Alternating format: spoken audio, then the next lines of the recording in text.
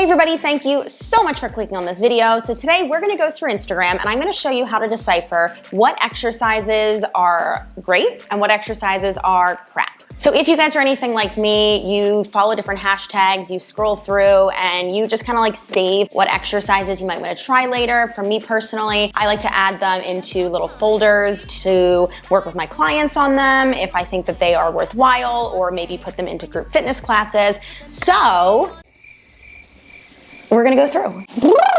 All right, let's make sure like I can put, yeah. Okay, let's go through and let's search for some hashtags. Let's start with my favorite. Let's start with bar workouts. Bar workout, let's do that.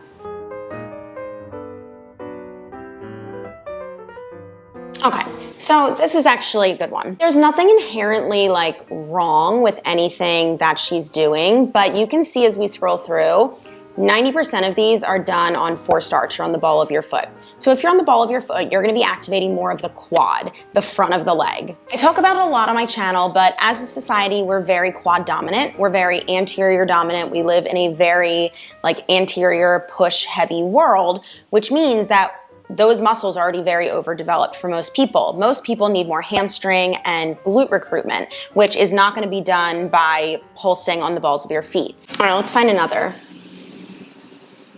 What is this?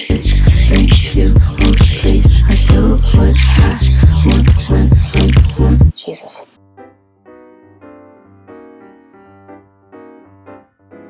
Ooh, I like this. Okay, so I like this because we're putting multiple angles together within one squat. What about this one? Okay, a little side reach. Ooh, I like these combos actually. Now we got a, oh geez. All right, great. We got like a reverse lunge with a little kickback. I like it. And then we've got a little single leg bridge for some glute and hamstring action.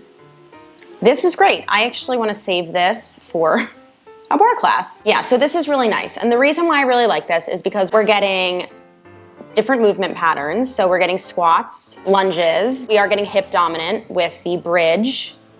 We're getting a lot of posterior chain. I like this. All right, so let's try another. Let's try core workout.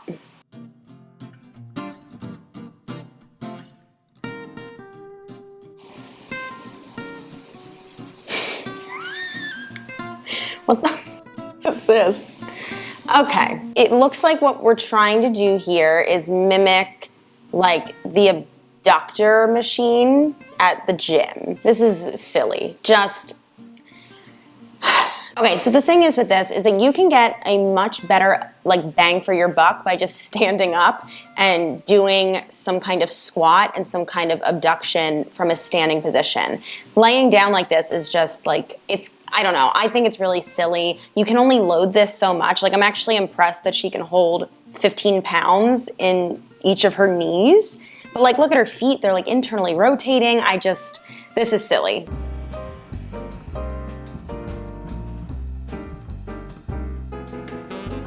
Okay, so this is fun. So this is actually something that I talk about on my channel pretty often, but working the core in anti-rotation, or just this idea of like resisting movement when you're working your core. So you can see here what he's trying to do is he's doing these alternating reaches from a bear. So this is like a high bird dog. He's trying not to twist his body. Yes, all right. That was intense. This is one of my favorites. Mariana, if you're watching this, you hate these. So we're pulling against the band, trying not to rotate the core. Love that. Exact same thing.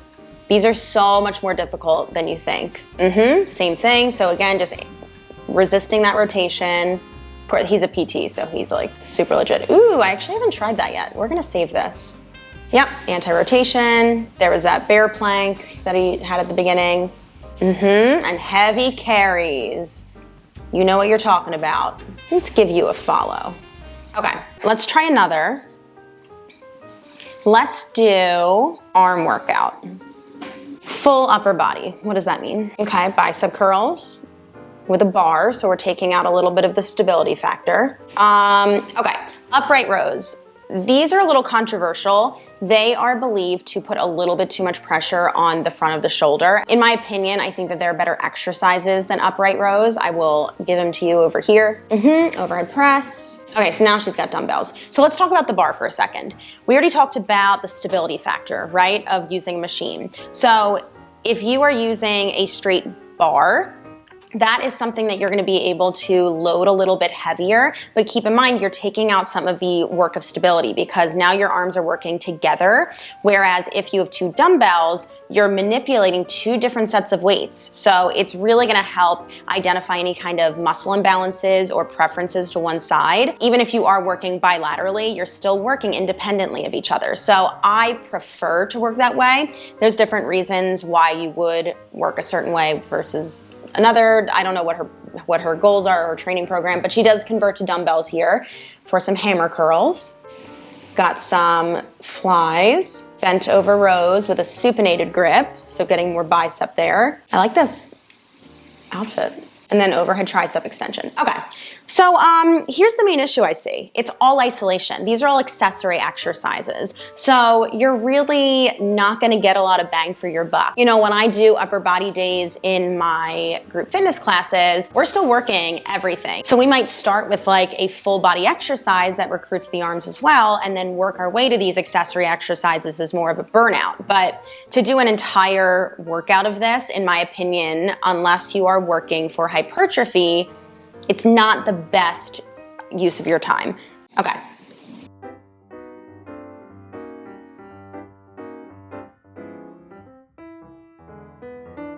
Was this MadFit?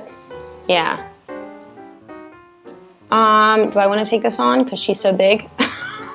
Okay, let's talk about it real quick. So number one, I hate the word toned.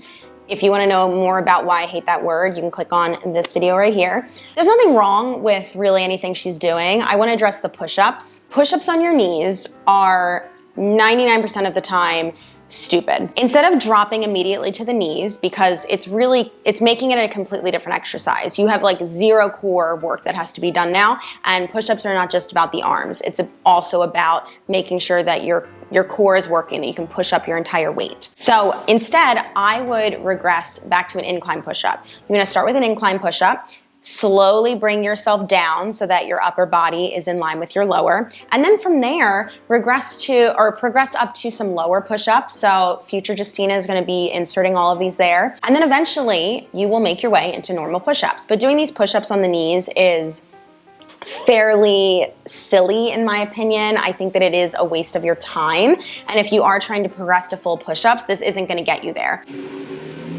Fine, love that we're kneeling because that's gonna recruit more core stabilization.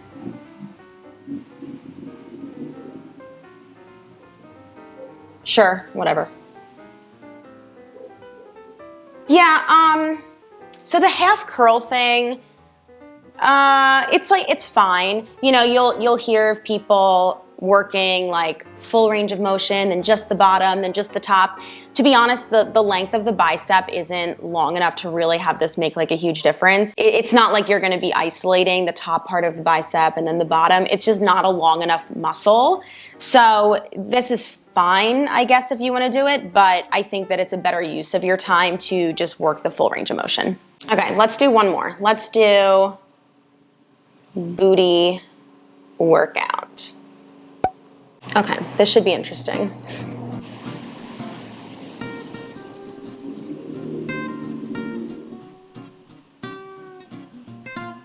Okay, picked a winner. So let's start here. There's nothing wrong with a banded exercise. Banded exercises are not going to grow your glutes.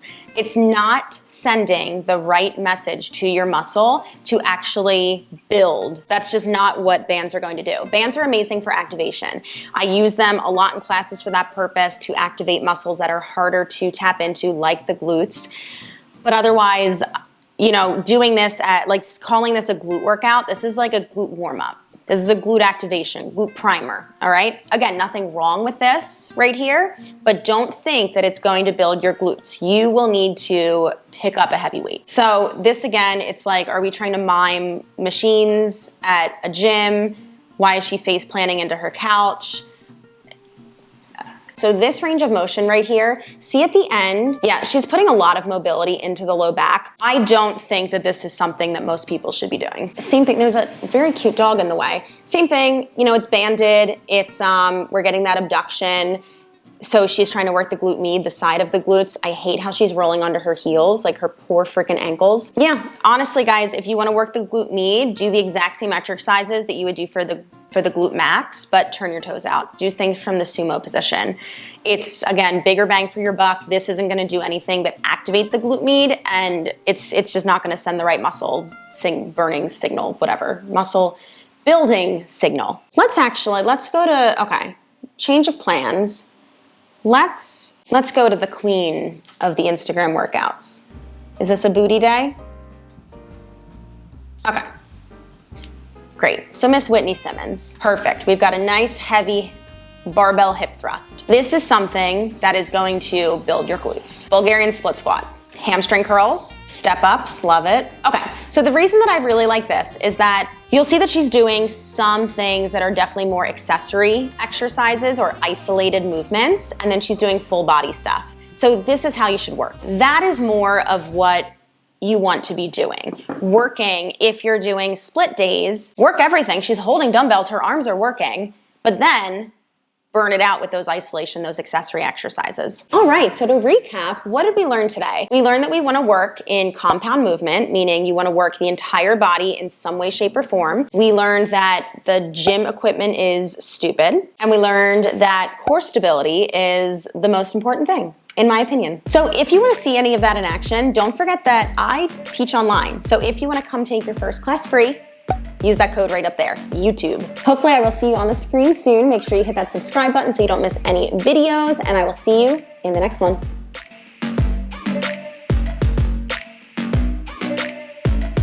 They say a drunk mind speaks over.